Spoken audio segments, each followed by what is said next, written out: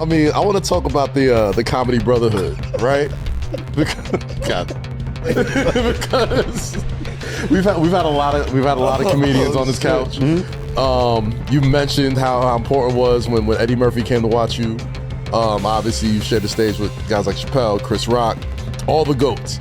And, there's also been, some friction as well with other comedians, right? Like, there's always a little bit of tension between you and others. How do you look at the sort of comedian brotherhood today, especially as someone who's kind of sitting on the mountaintop as far as that? It's better, man. Yeah. We got older. We all got older. And I think our conversations have gotten better. Okay. Right? Like, me, Mike, me, Katt. There was always a little ruffle in the water for quite some time, but picking up the phone does a lot. Yeah. Having direct conversations and removing the middlemen does a lot. And I think as we got older, we got better at it. And I don't think the respect level was ever the thing. It was about competition? Not necessarily competition. I think it was more about the idea of what we felt or possibly felt that we should be doing together and that we weren't. And because we weren't, assumptions are made and feelings are developed and animosity comes in, and through the long, gated timeline, then it just becomes I'm not. But I think now we understand that we have a job to do, and that job is to be better examples, right? Yeah.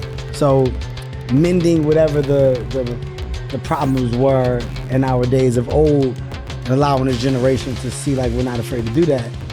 After the podcast clip ends, the significance of Kevin Hart's words becomes clear because this is one of the few times he has spoken openly and calmly about long-standing tension involving Katt Williams and Mike Epps without jokes, defensiveness, or indirect commentary. For years, fans have watched speculation grow around relationships within the comedy world, often fueled by interviews, social media clips, and isolated remarks taken out of context. Kevin's appearance on the podcast reframed that narrative by shifting the focus away from conflict and toward conversation, maturity, and accountability. Kevin begins by acknowledging the idea of a comedy brotherhood, emphasizing that tension among comedians is not unusual. According to him, comedy has always had an element of friction because it is built on competitiveness, individuality, and public comparison. He makes it clear that respect was never missing between him, Mike Epps, and Katt Williams. Instead, what existed was a buildup of assumptions that came from limited communication. When people don't speak directly, narratives form on their own, and those narratives often harden into feelings that are difficult to undo. Kevin frames this not as personal animosity, but as a consequence of time, distance, and public speculation. He explains that earlier in their careers, conversations didn't happen the way they do now. Everyone was moving fast, focused on their own lanes, and reacting through interviews rather than private dialogue. Kevin acknowledges that as they grew older, priorities shifted. The conversations became clearer, more honest, and more productive. The competitive energy that once created tension evolved into mutual understanding. He points out that simply picking up the phone did more than years of public back and forth. Direct communication removed the middlemen, removed assumptions, and replaced speculation with clarity. Kevin also highlights that competition was misunderstood. He explains that the tension was never about comedy ability or respect for talent. It was rooted in the belief that they should have been doing more together as a group. When shared opportunities didn't materialize, people filled in the gaps with their own interpretations. That led to frustration on all sides and created distance that wasn't necessarily intentional. Over time, that distance became normal, even though none of them actually wanted it to exist in the first place. One of the most important moments in Kevin's comments is his acknowledgement of responsibility. He doesn't place blame on one individual or excuse the past. Instead, he recognizes that unresolved issues linger when people avoid direct dialogue. He connects this to a broader responsibility they now carry as leaders in comedy. Kevin explains that their influence goes beyond personal careers. As veteran comedians, they set example for the next generation, whether they realize it or not. Choosing to resolve tension publicly but respectfully sends a message that growth is possible. Kevin then confirms that real conversations have taken place. He states clearly that he has spoken directly with Mike Epps and that those conversations were genuine. They weren't public relations moves, and they weren't performed for the cameras. They were private discussions focused on understanding and progress. He also mentioned Katt Williams as part of that evolving conversation. Without sharing private details, Kevin makes it known that communication has replaced assumption, which immediately changes the tone of the entire narrative. As the discussion continues, Kevin shifts from reflection to forward thinking. He expresses frustration, not with individuals, but with the reality that their generation never fully shared the screen the way previous comedy legends did. He references a legacy of films that brought multiple icons together, pointing out how impactful those moments were for culture. For Kevin, the absence of a similar collaboration among modern comedy greats has always felt like a missed opportunity, not because of ego, but because of what it could mean culturally. This is where Kevin introduces a possibility of collaboration, though he is careful not to oversell it. He uses phrases like working on things and ideas being discussed, keeping expectations measured. He doesn't promise a project. Instead, he emphasizes intent. The intent to shape the culture in a positive way. The intent to give audiences something meaningful rather than manufactured. By framing it this way, Kevin avoids creating false hype while still acknowledging that something real is being explored. Kevin also makes an important clarification that unity does not require forced collaboration. He explains that in the comedy world, everyone doesn't have to like each other or work together to coexist. Authenticity matters more than appearances. However, he also stresses that unresolved tension benefits no one, especially when it becomes entertainment at the expense of truth. Removing hostility doesn't mean erasing individuality. It means choosing clarity over confusion. Throughout this part of the conversation, Kevin's tone remains steady and deliberate. There is no defensiveness, no attempt to rewrite history, and no blame shifting. He speaks as someone who understands the weight of his position and the influence his word carry. The emphasis is placed on maturity, communication, and responsibility rather than vindication. This moment stands out because it contrasts sharply with years of fragmented commentary surrounding the relationships between Kevin Hart, Mike Epps, and Katt Williams. Instead of adding to speculation, Kevin reframes the conversation entirely. He doesn't deny the past, but he doesn't dwell on it either. He focuses on where they are now and why that matters more than what went wrong before. By doing so, he changes the narrative from conflict to possibility, setting the stage for what could come next. As Kevin Hart continues, the broader meaning behind his comments becomes clearer. This wasn't an attempt to rewrite history or minimize past disagreements. Instead, it was an effort to contextualize them. He explains that time changes perspective. What once felt like personal slights or missed opportunities now looks more like a series of misunderstandings that grew because they were never directly addressed.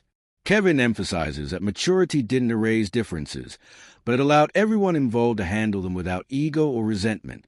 He points out that much of the tension between himself, Mike Epps, and Katt Williams unfolded publicly, often through interviews or second-hand commentary. This created a cycle where statements were reacted to rather than discussed. Kevin explains that when artists respond through media instead of conversation, nuance is lost. People assume intent, tone, and purpose that may not exist. Over time, these assumptions harden into narratives that feel real even when they are not. His solution to that was simple: remove the middleman. By speaking directly, misunderstandings lost power.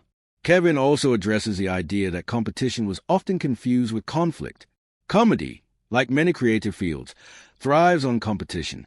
Different styles, audiences, and paths can coexist, but when competition is viewed through the lens of comparison, it can quickly turn unhealthy. Kevin suggests that early in their careers, everyone was focused on proving themselves individually. That mindset made collaboration feel complicated rather than natural. As careers stabilized and success became less about survival, space opened up for collaboration to feel like an option rather than a threat. When discussing Mike Epps specifically, Kevin makes it clear that communication changed everything. He confirms that conversations took place without agendas or conditions.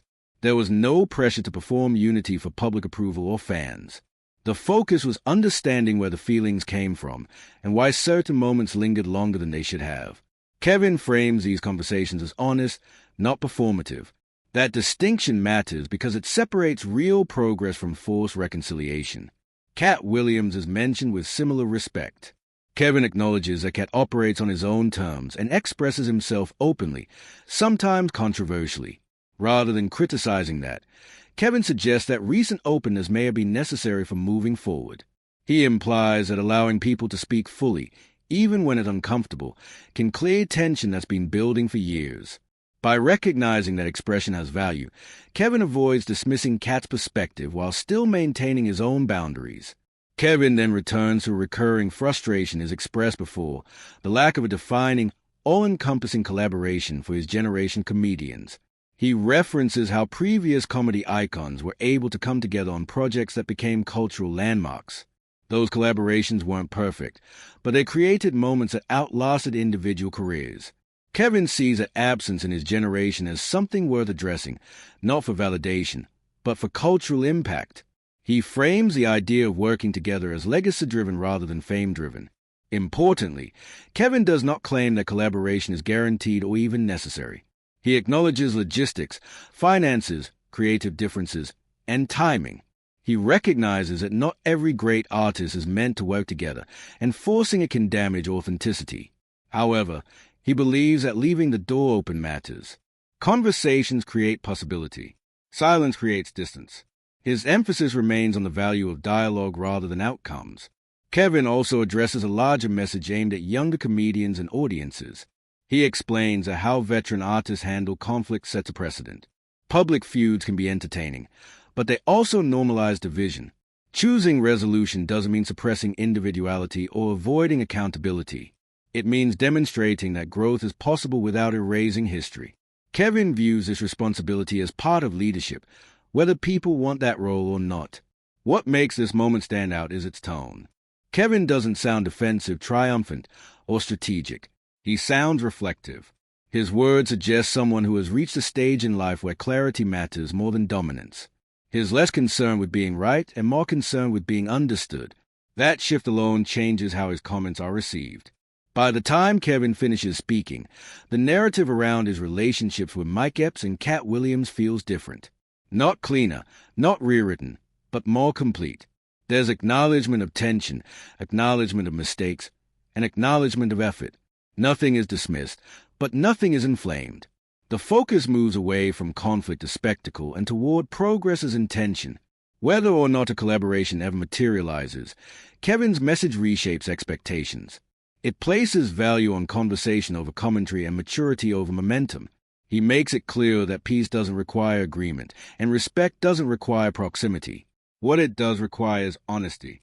And in a space where silence often fuels speculation, speaking plainly becomes powerful. This moment isn't about ending a beef. It's about reframing it. Kevin Hart's comments don't close the book on the past, but they do change how the past is interpreted. Instead of unresolved tension, the narrative becomes one of evolution. And in an industry built on ego, that shift alone carries weight.